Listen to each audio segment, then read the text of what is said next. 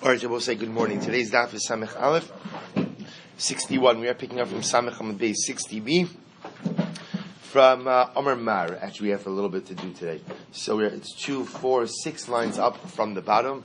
Our shir this month is dedicated by Sayyid and Semahikin, honor of the month of Elul, Yomi Noraim, and even though it's past the yahrzeit, an ongoing aliyah for the neshama of Sayyid's father. We hope that Emeretz Hashem, he together with all of the neshamas of Klal Yisrael will endure a beautiful aliyah, a lich to Gan Eden, and a beautiful din in this season of Yomim Noraim. Let's begin. So remember again, continuing a little bit. Remember again, the Mishnah introduced us to the concept of that essentially there are 3 different categories of avoda for avoda zara, right? 3 different ways, 3 different categories of worship for avoda zara. Number 1, what we'll call normative worship, which means the normal derech in which you go ahead and worship a particular idol, even though that manner of worship may be objectively inappropriate, like we saw by Baal Peor or by Markelis. If that's the way you worship the idolatry, then ultimately, again, that's the way you are chayiv. Category number 2, I will say, is objective acts of worship that are considered to be avodah zara, even if they are not a form of worship for a particular avodah zara. For example, hishtachava, bowing down, offering karbanos, pouring wine, incense. Now again, as we saw in yesterday's daf, essentially anything that is done inside the Beis HaMikdash as part of Avodas Hashem will be prohibited as part of Avodah Zarah. 3rd category represents activities which are quote-unquote respectful, but not unique to religious service. Megafeh, menashek, kissing the idol, hugging the idol, anointing the idol with oil, putting shoes on the idol. Those of us say, again, the Gemara seems to indicate right now, will be an Isser D'Oraisa, but will not be a Chiyuv Misa. So, I might have thought ultimately again that the pasuk of Zovech Le'Elohim Yacharam is talking about offering karbanos outside of the Beis HaMikdash, to which the Gemara says, Zovech Kachim B'chutz Karetzu. But 1 second, offering up karbanos outside of the Beis HaMikdash is an Isser Kares. Yet, the pasuk tells me, Yecharam, which means Misa by a Bezdin, to which the Gemara says, I might have thought when there was Hasra for offering up the Kachim B'chutz, then ultimately again there's a death sentence. Kilo Asru Bei Karis. But again, if there's no Hasra, I would have thought that there's Karis. Kamash Mulonor. We'll say Kamash, the pasuk is not talking about offering up karbanos outside of the Beis HaMikdash. Rather, the pasuk is talking about offering up karbanos to Avodah Zarah. Amarli Rav Bar Rav Chanan LaAbaye. So I might have thought that Ashtachava, I will say, when the pasuk says, Vayilech vayavot Elohim achirim vayishtachavu lahem, the pasuk explicitly talks about Ishtachava, prostration, bowing down. I might have thought that ultimately, again, that is, Hashtachava is mentioned to teach about the general different forms of Avodah for Avodah Zarah. Look at Rashi for just a moment. Ema yotzalo Ishtachava lelamid alaklal. It's 2 hands from the bottom. Umisrabi megafe from menashki v'choshu derech kavod. And I might have thought that from Ishtachava I learn out that any form of kavod given to the idol ultimately again should be usher, like kissing the idol, hugging the idol, to which the was lamali. And if you're going to tell me, then why do I need the pasuk to teach me that zoveach, that offering a carbon is going to be usher? Legufei. Ultimately again, I might have thought that teaches me a different halacha. That's what? That ultimately, again, it teaches me, Rabbosai, that even if I have in mind that a particular future service should be avodah zara, that ultimately, again, for avodah zara, I'm chayiv for that, even though the present avodah is not for avodah zara. What does that mean? The itmar hashochi b'emal dom la'avodas kochavim ulahaktir chal b'la'avodas kochavim. Listen to this case. I shecht an animal. Now, my intention is the following. I don't have in mind that the shechita should be for avodah zara, but I have in mind that I'm going to sprinkle the blood for avodah zara. That's my intention. So the avodah of the shechita itself is not for avodah zara, but my future intention to sprinkle the blood is for avodah zara. Am I chayiv for such an act? Rabbi Yochanan says asura. He holds ultimately again the behema, the animal itself, is asur bana. Look at the top Rashi Samech Aleph Amud Aleph. Asura ha'abim hebana. V'afapi shashchita lav la'avodas kochavim haisa. Then Rabbi said the novelty is what? Even though the shechita itself was not for avodah zarah, nevertheless, again, since my intention was to sprinkle its blood for avodah zarah, therefore the behema itself ultimately again becomes asar for avodah zarah. For Reish Lakish Shamar Muteres, Reish Lakish says ultimately no, the animal itself remains mutter ba'ana, and it's only when you sprinkle the blood later on that ultimately have you committed an act of avodah zarah. Both an incredible gemara. A grab machlokes. Hani Rabbi Yochanan. So the Shlosh makes Rabbi Yochanan. El Reish Lakish boikra. But according to Reish Lakish, Rabbi say he will require the pasuk maskef l'Rapapa or the Rabbi Yochanan l'boikra. Is that true that Rabbi Yochanan does not require a pasuk? To which the Gemara says, Ad kan lo ka'aser Rabbi Yochanan ella behema. Oh, see, up until now, Rabbi Yochanan only answers the behema. He says that the behema is aser ba'ana aval gavra lav bar katalahu. But ultimately, again, the individual abosai is not subject to a death penalty. And the pas comes along to teaching that what abosai not only is the animal aser ba'ana according to Rabbi Yochanan, but ultimately the individual is subject to a death penalty for avodah zarah as well. Maskef Ravacha Bereid Ravika Ulreish Lakish mi Boikra. Will Reish Lakish really require the pasuk? Ad Kano Kasher Reish Lakish Ela Behema. Really, when Reish Lakish says mutter, Reish Lakish is saying that the animal is not aser bana. Remember, we're talking about a very specific case over here where you slaughter the animal with no intentions for avodah zarah, but my intention is to take the blood and ultimately sprinkle it for avodah zarah. So does that future intention for avodah zarah aser the behema now? Rabbi Yochanan says yes. Reish Lakish says no. To which the Gemara says ad kan lo kasher Reish Lakish ela behema. When Reish Lakish says that it's mutter, that's talking about the behema. That's talking about the animal. Aval gavra bar katalahu. But I will say ultimately again, does the animal itself, is the animal subject to, aval gavra, but is the individual ultimately subject to a death penalty? Not working at all. Okay. Aval gavra bar katalahu, but ultimately again, but the individual is not subject to a death penalty. Midi dahava amishtacha ve lahar. Because Rabbi say ultimately again, it will be no different ultimately than one who bows down to a mountain. So what does that mean? Dahar mutter. Rabbi say again, we learned out before that if you worship a mountain as avodah zarah, ultimately again the mountain doesn't become avodah zarah. Rabbi say the reason, obviously, there's a practical reason for that, because if somebody can make the mountain avodah zarah, that means that people could transform anything into idolatry. Remember we dashed in the pasuk Elokehem or Elohehem al haharim. For lo haharim Elohehem. That also ultimately they worship the gods on the mountains, but they can't transform the mountains into a god. So the Gemara says over here that according to Reish Lakish, who says mutter, Reish Lakish says that the behema, the animal itself, is mutter, but what?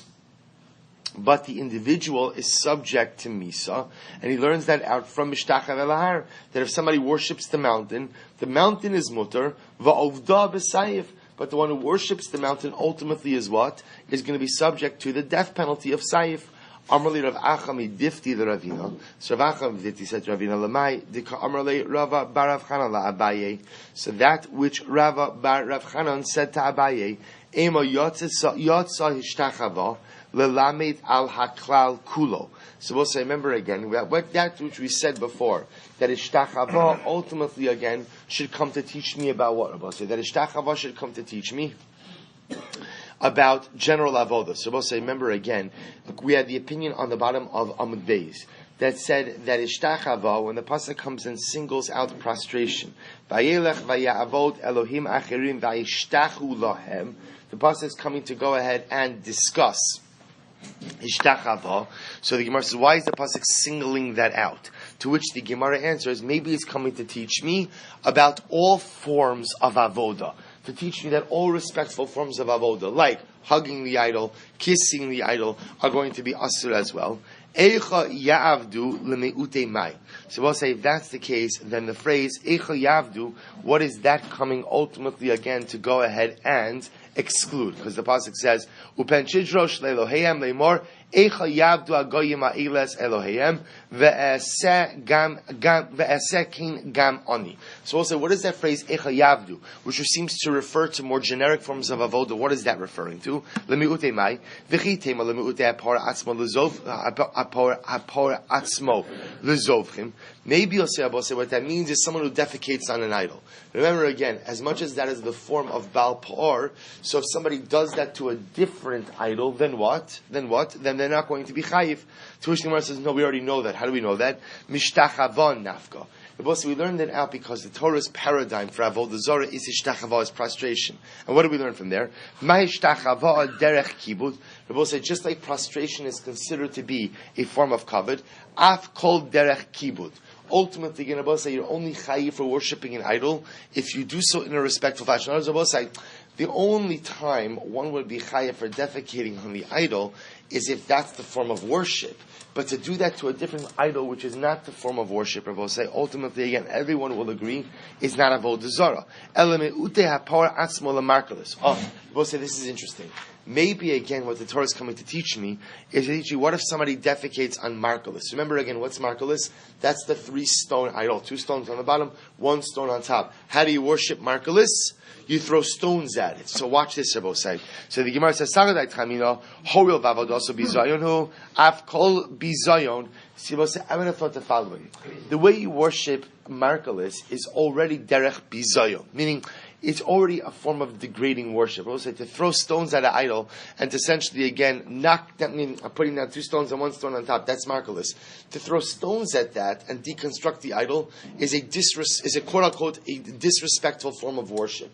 So I might have thought that once I'm already disrespecting the idol, then what? Then even other forms of disrespectful worship, i.e., like defecating on the idol, should be okay as well. Kamash Malon, no. Well, it's like Kamash Malon, that even in these forms of disrespectful worship, only the worship-specific form of disrespect, or the disrespectful specific form of worship is considered avodah zarah for that idol. But to take one disrespectful, objectively disrespectful form of worship and apply it to another idol which has its own disrespectful form of worship is not considered to be avodah zarah. So, for example, if you were to take stones and throw it at Baal Pa'or, you wouldn't be chayiv for idol worship. If you were to defecate on Markalis, you're not chayiv for idol worship, even though each of them have their own objectively disrespectful forms of worship. If you mix and match, you will not be chayiv midaraisa. Ela hadam Rabbi Eliezer minayla zavech be'el Markalis shu chayiv. Say that which you learned before. How do you know that if you offer up a carbon, you slaughter an animal for Markalis, that you're chayiv? Now, both remember again. How do we know that? Now we established that yesterday. Shnei Amar v'lo yizbuchu odet zivcheim l'seirim, because the pasuk says they shall not offer up, they shall not worship, or they shall not offer up their offerings. L'seirim refers to avodah zarah. If ultimately again you don't need it to teach you the prohibition of normative worship, because the pasuk says Eicha Yavdu says, Torah is foreshadowing that Klal Yisrael is going to say, we want to worship avodah zarah like the Umos HaOlam do. Then what? Tinehu Eyon Shlishalo Kedarko. The Rabbi used this pasuk to teach me that one is chayiv for worshipping an idol, even if this is not the way that the idol is normally worshipped. If what? If this is quote unquote a normative form of worship. To which the Gemara says, Shelo Kedarko mishtachava nafka. But we already learned out Shelo Kedarko, Rabbi say. In other words, we already learned out about the prohibition of normative forms of worship, even though they're non-normative for this particular avodah zarah. We learned that out from Ishtachava, from the fact that the Torah singles out the idea and says, don't bow down to the idols. Or we'll say, just like bowing down is an objective form of honor, so too we learn out that any objective forms of honor, the way for a Jew, the way we come to our category of objective forms of worship is from where? Is from the Beis HaMikdash. And therefore we learn out that whatever is done on the Beis HaMikdash will be asur by avodah zarah, to which the Gemara says, Shelo Kedarko mishtachava nafka, hasam b'zavech lahachis. Oh, Rabbi say, there the pasuk is talking about an interesting case of zavech lahachis. That Rabbi say, ultimately, again, let's say somebody worships, let's say somebody goes ahead and offers up an animal for avodah zarah. But listen to this. It's not that they really believe in the avodah zarah. They're just angry at God. Person Chas Shalom is Aaron Kadosh Baruch Hu. So what do they want to do? They want to show God. How are they going to show God? How are they going to give it to HaKadosh Baruch Hu? They're going to worship an animal for Avodah Zarah. Now, I don't believe in Avodah Zarah. I don't believe in it, but I'm so, which by the way, this sounds crazy. It sounds crazy, but people do this every single day, right? We do this every single day, where we do things out of anger to show someone something, right? Even though what? Objectively, again, what I am doing is objectively detrimental, right? There was an incredible yesod. So what happens? So the Gemara, therefore, the Gemara is teaching that the pasuk teaches me. Also, this extra pasuk teaches me that even if somebody offers even if someone offers up a carbon to an idol, vlahachis, which I will say against, I don't believe in the Avodah Zarah, but I'm just trying to give it to HaKadosh Baruch Hu, that one is still chai for Avodah Zarah under those circumstances as well. Rav Hamnuna irkasule turi. Was Rav Hamnuna once lost some of his oxen. Paga beit Rabba. So Rabba bumped into him, and Rabba said, "Can I ask you a shayla?" Rav Hamnuna said, "Sure." Ramalei maslisin ahadadi. He contrasted two mishnayos. On one hand, it says Tanan ha'oved avodos kochavim, ha'oved avodos kochavim, oved in omer lo. So on one hand, the Mishnah teaches me that if one worships avodah zarah, one is chayif. So what do I see from there? Oved in. It's dafka if what? Dafka if I'm serving the avodah zarah. But yet, I will say, Omer, if a person just ultimately speaks about worshipping Avodah Zarah, now we're going to see exactly what this means. Omer ultimately means, I will say, that if a person says, I'm going to worship Avodah Zarah, that they're not chayiv for that. On the other hand, V'ha'anan Tanan, yet we have another Mishnah that says, Ha'omer e'evod, e'lech ve'evod, ne'lech ve'na'avod. I will say, ultimately, if somebody says, I'm going to worship Avodah Zarah, or I'm going to go and worship Avodah Zarah, let's go and worship Avodah Zarah. So ultimately, again, that he's going to be chayiv. So we'll say, we see over here that a verbal statement of intent of worshipping Avodah Zarah makes one chayiv for idol worship. So again, we have two contrasting mishnayos. The first Mishnah seems to indicate that it's only if you mamish worship Avodah Zarah that you're going to be chayiv. Yet the second Mishnah seems to indicate that even if what? A verbal declaration of intent to worship idolatry will be chayiv. So I'll say, I know what you're thinking to yourself. You're thinking to yourself, but one second, how can you ever be chayiv for an Aveira if you don't actually do it? Just because you have verbal intent. Remember, Avodah Zarah is unique. It's the same way that if a person has machshava, let's say I have intent, tit chazer. I have intent, tit chazer. I will say, what's the status of that intent? Nothing. Yet, intent, machshava for avodah zarah is chayiv. I will say, if in my mind I pledge my allegiance to Baal Pa'or, right? Chas v'shalom. In my mind I pledge allegiance to avodah zarah. I am chayiv for that machshava. So we see already that avodah zarah is in a category in its own, which makes sense, by the way, hashkafically as well, because avodah zarah represents just a fundamental relationship trespass against HaKadosh Baruch Hu. The rules are different. So therefore, again, we have a Mishnah that says that if a person says, I'm going to worship avodah zarah, let's go worship avodah zarah, I'm going to walk avodah zarah, that he's chayiv. So we have conflicting mishnayos. One Mishnah says, I'm only chayiv if I worship. Second Mishnah says, I'm chayiv even if I say I'm going to worship. To which the Gemara says, Amalei ba'omer, Eini mekablo alai ela ba'avoda. So Rav Hamnuna responded, this Mishnah is talking about a case where he says, the first Mishnah, which says, I'm only chayiv if I worship the avodah zarah, it says, where a person says, I'm only mekabel this avodah zarah upon myself ba'avoda. He makes an explicit statement that I'm only going to be worshiping this avodah zarah through the actual avodah. Okay, Rav Yosef Amar Tanai Shakalta Me'alma. So Rav Yosef says, I don't understand. You removed all of the Tanoim from the world. After all, Tanaihi. This is Machlokes Tanoim. This Sanya Haomer Bo'o Ve'avduni. But listen to this. Let's say a person says, I want to make myself into an avodah zarah. So I say to my chevra, I say, why don't you all come and, good morning, Mr. Schoenfeld. Why don't you all come along and worship me? Come along, right? Let's not waste time with idols. Let's just worship me. Bo'o Ve'avduni. Rabbi Meir Mechayis, Rabbi Meir says that ultimately again I'm going to be chayiv. Rabbi Huda Poter, and Rabbi Huda says ultimately again that I am poter. I both say when Rabbi Meir says I'm chayiv, he's talking about me. I'm saying to my chevra, come worship me. Let's make me the avodah zarah. I'm going to be chayiv as a mesis. I both say Torah speaks about a mesis. A mesis is someone who entices or instigates someone else to worship avodah zarah. So the mesis is chayiv ultimately again for instigating. So the Gemara says, if I make myself an avodah zarah, Meir says chayiv Rabbi Huda poter. So the Gemara says, heichad de palchu. So if people actually worshipped me, if I actually got people to worship me, kuli amalo pligi. It will say everybody agrees that what? That I will be chayiv. Obviously, the people who worship are also chayiv, but I, the instigator, am chayiv as well. Dichsiv lo sa'aseh lecha pesal. Because also listen to this. This is actually an incredible drasha. Pasuk says, "Do not make for yourself a pesal." But you also dashin it is what lo sa'aseh lecha pesal. Do not make the lecha. Do not make yourself into idolatry. Keep pligi. So we'll say, where do they argue? B'dibura ba'alma. Ultimately, again, I will say, what happens if I try to entice people to worship me as an avodah zarah, but ultimately, again, they don't listen to me. So what's the status then? Am I chayiv, or we'll say, or not? So Rabbi Meir Savar Dibura Milsihi, Rabbi Meir says, the act of Dibur, the act of me trying to entice them to worship me, is in and of itself an actual act, and therefore I'm going to be chayiv. Rabbi Yehuda Savar Dibur Lav Milsi. Rabbi Yehuda says, no, speech is insignificant. The fact that I tried to get them to worship me, I'm obviously a bad guy, but it doesn't make me chayiv for avodah zarah. Hadir Amar Rav Yosef Lav Milsihi Da'amri. Rabbi Yosef came along and said, you know what, that which we said before Rabbosai is in fact not significant. How so?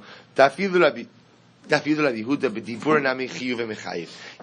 will say Rabbosai that just dibur, trying to entice people to worship me as avodah zarah, I'm also going to be chayiv. Why? Tisna Rabbi Yehuda Omer, the olam eno chayiv ad sheyomar e'evod eilech ve'evod neilech ve'na'avod. Because even Rabbi Yehuda says that a person will be chayiv for avodah zarah if he says, I'm going to go worship, I'm going to go and I'm going to worship, I'm going to go and worship, let's go and worship. So it might come with the Rabbosai. So what ultimately again are they arguing about? B'meisis liatzmo. I will say ultimately what they're arguing about is the following: what happens in a case over here where I try to convince others to worship me as avodah zarah? I try to make myself into the idolatry, and I try to get other people to worship me. Va'amrilei in. I will say, so imagine this scene. So I'm talking to my chavra, I tell them, listen guys, let's cut out the middleman, just worship me. Right? Just worship me, I'll be the avodah zarah. And they say, okay. So we'll say, now, what is the status now of everyone involved in this picture? Right? So what's my responsibility now? And what is the halachic implications of their okay? So says the Gemara, Mar Saver, Mesis Liatzmo, Shamile, Ve'indika Amrile Kushtahu. So we'll say one opinion holds that ultimately when I entice other people to worship or instigate other people to worship me as avodah zarah, I'm chayiv as a mesis, I'm chayiv as an instigator, and they're okay, we take that seriously, and we assume that means that they're going to worship me, and therefore they're chayiv for that expression of intent to worship avodah zarah. Umar Saver Mesis Liatzmo, Lo Shmiele. We'll say others say that no, that Lamais, again, these guys are not going to listen to me. They're not going to take me seriously, and therefore what? So the Gemara says, "Meimar Amri lo shmiele, Meimar Amri ma'ishna ihu minan didan." Because of us, it's an amazing thing. People worship an idol, but they're not going to worship another person. Why? Because they're going to say, "Why should I worship Silber? Right? He's no better than us." And therefore, what? So what do they say? Okay, the indika Amri achucha alei. They will say that yes is not really a yes. Rather, what is it? It's sure will worship you, right? Hatzlacha with your avodah zarah endeavor. They're making fun of me, right? They're making fun of me, and therefore again, there's no chiyuv here. Umas nisin, and I will say ultimately again. So how do we reconcile our mishnayos? Because remember again, the way we started this particular discussion here is by contrasting the two mishnayos. One seemingly indicating that I'm only chayiv ultimately for what? For actual worship of avodah zarah, whereas one indicates that I seem to be chayiv even for a verbal declaration of intent to worship avodah zarah. Umasnisin can be yachid hanises can berabim hanisasim. And I will say one case is talking about where there's an individual who's trying to instigate others to worship avodah zarah, and one is talking about where there's a group who's trying to instigate another group. Yochid lo mimlach v'toyi basrei. So ultimately, I will say when it's a yochid, so the people are being instigated ultimately again. Excuse me, I read that wrong. It's Yochid Hanises, which is one person is being instigated versus a group who is being instigated. So Yochid Lo Mimlach, a person is not going to consult, one individual is not going to consult with others. Vitoi Basrei, and therefore ultimately people will make the mistake and follow him. Rabbi Mimlach, Velo Tal Basrei. But I will say a group will consult either with one another. I will say in general there's a concept that, that when you consult with a group, the hope is that there's collective wisdom. So when a person is just acting alone, sometimes once they've kind of become embedded in their mistake, it's hard to get them to change course. When a person is part of a chevra, even if they've made a mistake initially, hopefully again, there'll be collective wisdom. Amrad Yosef, Mina min Allah. Where do I know this from? D'chsiv, lo sovelo, v'lo sishma elav. Because the pasuk says, do not listen to him, or literally, do not be enticed by him, and do not listen to him. Ha'ava v'shama chayiv. Which Shabbos seems to indicate to us what? That if you allow yourself to be enticed, and if you listen, you will be chayiv. Which Shabbos tells me what? Even before I've actually worshipped Avodah Zarah, if at the end of the day I allow myself to be drawn in, you see from here that what? That even a willingness to listen to idolatry, a willingness to be enticed by idolatry is in and of itself what? An issue. I want to be clear, as we'll see, the only time you're put to death, the only time a person is put to death for idolatry is when you actually worship. What the Gemara is discussing over here, is that there's still an Isur Da'oraisa for even just contemplating worshipping Avodah Zarah, for even just having an intellectual, cognitive commitment to worship Avodah Zarah. Isvei Abai raises a kasha, Mishaino,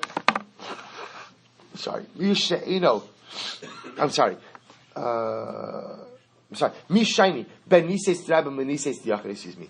Is there a distinction between ultimately, again, someone who is enticed by the rabbin versus someone who is enticed by the Yochid? Vatanya, yet the pasuk says, Ki esischa achicha ben imecha, achad Yochid hanises ve'achad rabbim hanistim. So I'll say ultimately, again, you see that there's no distinction whether or not there's an individual who's enticed or there's a rabbin who's enticed. V'hotze akasav Yochid nichla rabbim, v'rabbim nichla Yochid. And Abba said the pasuk, when dealing with the ramifications of the enticement for Avodah Zarah, isolates the Yochid from the Rabbim and the Rabbim from the Yochid. How so? Yochid nichla Rabbim, lahachmir al gufo, or lahakel al mamono. So we'll say, ultimately again, the individual is reckoned differently from the collective, to tell you that if an individual is enticed to worship Avodah Zarah, and he indeed does worship Avodah Zarah, we're machmir al gufo. So we'll say, machmir al gufo means he's put to death, and how is he put to death?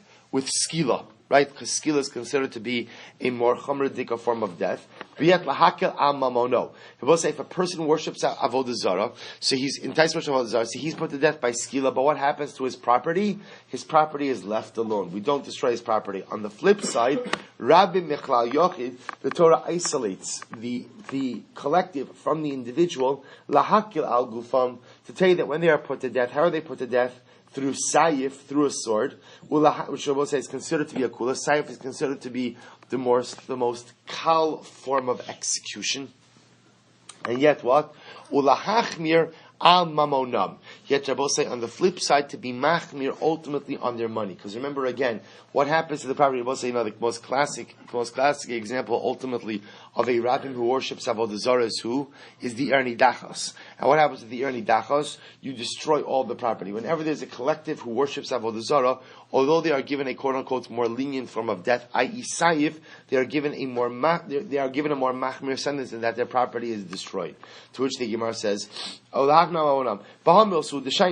we'll say it's only in this distinction in terms of the manner of execution and destruction of property that there is a distinction between the Yachid and the Rabbim. Rabbi will say regarding all other matters of Avodah Zarah and its halachas, they are treated the same. Kan benises mi piatzmo, kan benises mi piachirim. We'll say rather, what's the distinction between the two Mishnayos? One is talking about over here of a person who quote unquote self-entices. He entices himself, that's what it means, nises mi piatzmo, kan benises mi piachirim. Versus someone who is convinced to worship Avodah Zarah through others. So the Gemara says, mimlich mi piachirim, Mimlach mipiach erim garir basayim. So we'll say, now it's the flip dynamic of a group dynamic, right? The flip reality of a group dynamic. Sometimes when a person is enticed to do something as part of a group, so the assumption is what? They're going to follow the group. They're not going to break ranks with the group. On the flip side, I'm sorry, I skipped the line. But sometimes if a person convinces himself to do something, he could just as easily what? Right? Rethink it and convince himself not to do it. Once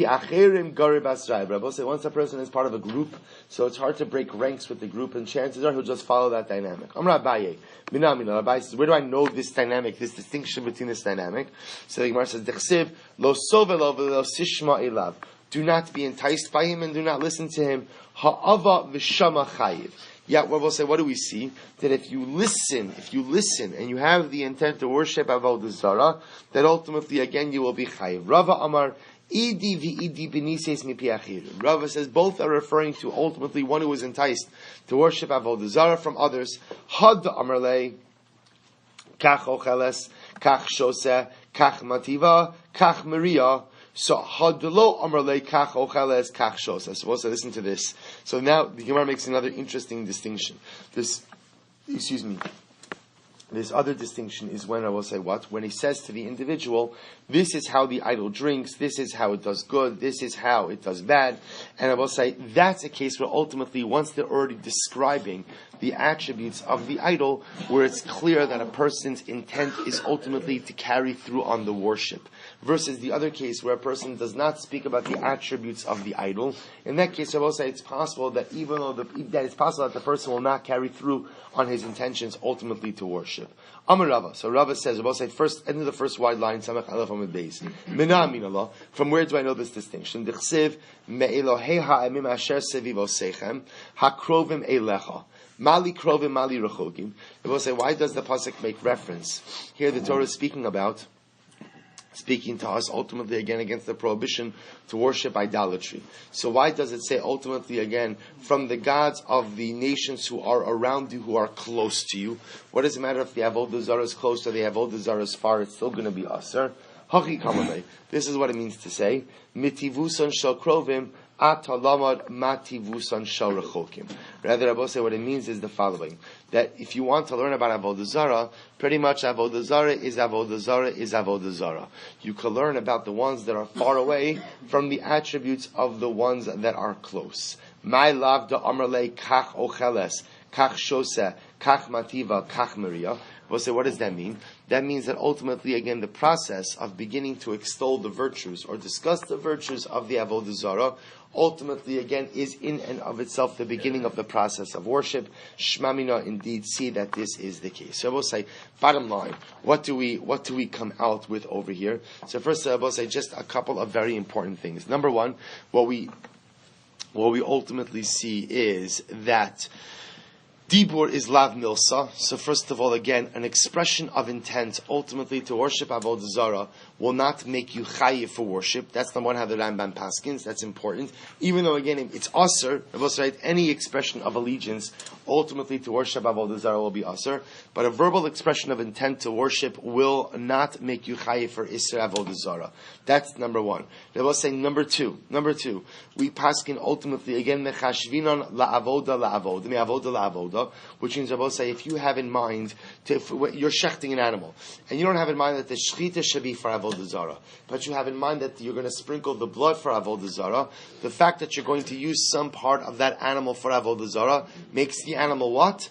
Aser ba'na now. Now, at the time of the shechita, even though what your intention is not to I'm not shechting it for Avodah Zarah, but I'm going to sprinkle the blood for Avodah Zarah. We paskin ultimately again like Rabbi Yochanan that makes the aser animal bahana right now. Now again, I will say on a technical level, I'm not chayiv for Avodah Zarah. Why not? Because I didn't do it yet. But because my intention ultimately was to use the blood of this animal for Avodah Zarah, even though again I didn't use it yet, that makes the animal aser ba'ana now. And again, our three category distinction by different avodos of avodah zara, like we spoke about at the beginning of the shir, still remains in place as well. Fine, the Gemara goes back to Itmar. Ha'oved avodos kochav me'ava me'yira. What's an interesting case?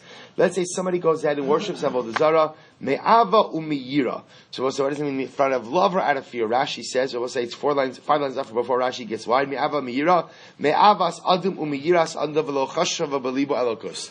I worship avodah zara for love. People do a lot of things for love, or people do a lot of things for fear. So I'm worshiping avodah zara not because I believe in it, but because I'm trying to demonstrate my love for someone, or I'm trying because I'm fearful of someone. So we'll say, what's the halacha in such a case like that? Abai Amar Chayiv. Abai says you're going to be Chayiv ultimately again for that act of avodah zara. Rava Amar Pater. Rava says you are Pater.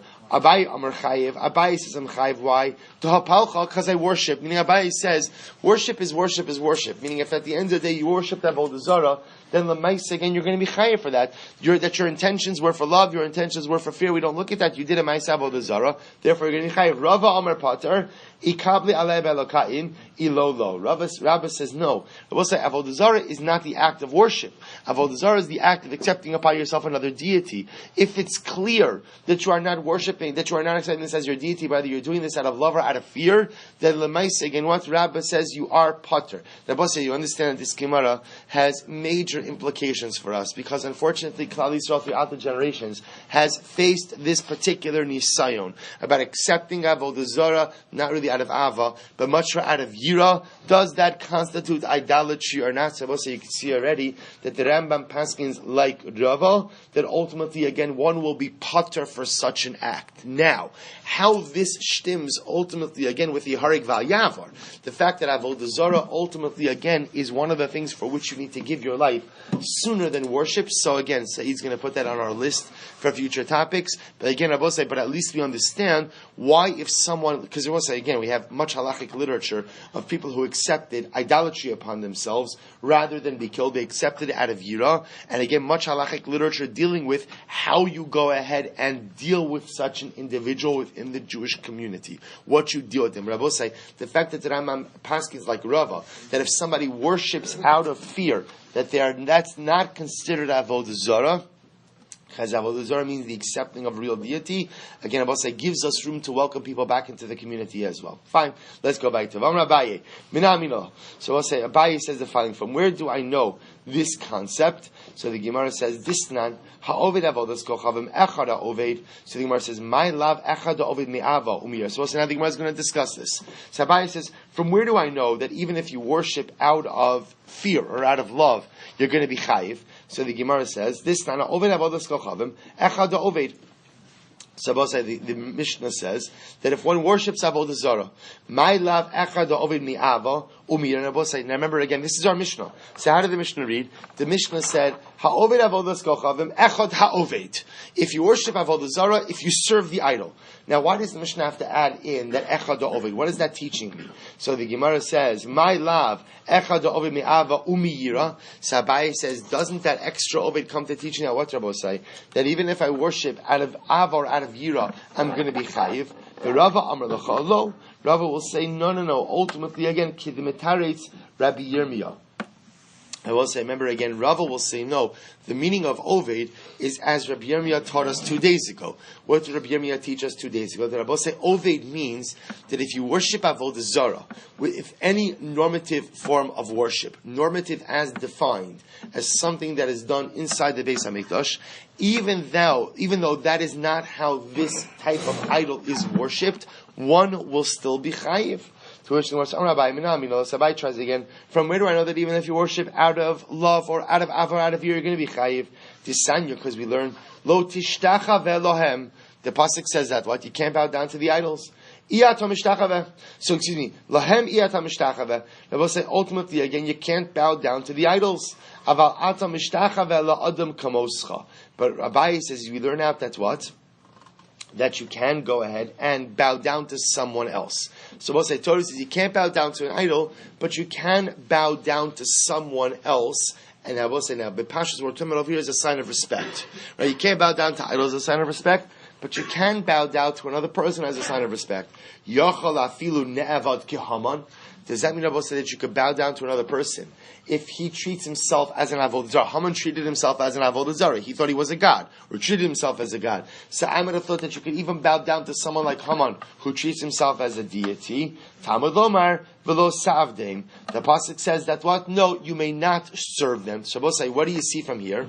Ha Haman mira hava ne'avad. So Rabbi say, so right. So Abaye says, so what do we learn out from here? You could bow down to another person as a sign of respect, but you can't bow down to another person if they deify themselves, then Rabbi say, and remember, why were the Jews bowing down to Haman? They were bowing down out of what? Out of yira, out of fear. And yet Abaye says you still see that it's answer. So you see from here that what? To worship avodah zarah out of yira is still going to be answer. Rabbi say, this was the major bone of contention between Mordechai and his fellow members of the Sanhedrin. Was it mutter to bow down to Haman or not? So what would Rabbi say? Rava would say Kahaman v'lo Kahaman. Then Rabbi would say you could bow down to like Haman but not like Haman. What does that mean? Kahaman di'ihu gufei avodas kochavim v'lo Kahaman di'lo Haman miira v'hacha lav miira. Ultimately, again, so Rava would say that ultimately, again, Rabbi would say that the Brisa means to say like Haman and not like Haman, right? Ultimately, again, like Haman, that Haman considered himself like an avodah zarah, and therefore, again, it would be usher to bow down to him because of avodah zarah, but not like Haman. In that, by Haman, Rabbi would say, even though there was an avodah zarah component, the Jews were bowing down out of yira. This is bowing down of yira, and this case over here is not talking about yira. So fine. So I'll say we're going to stop over here actually for today. But just as I'm leaving you a little bit on a cliffhanger, meaning we're leaving you in the middle of this fun. Remember, this is an incredible yisodistic machlokes Abaye and Rava about whether or not what is the halacha or what is the liability when somebody worships avodah zarah out of yira, out of fear. Abaye is saying ultimately again, it is still considered to be avodah zarah, you're chayiv, versus Rava, who ultimately says that you are patur. The resolution in Rabbi say we'll see tomorrow. Let me share with you a short idea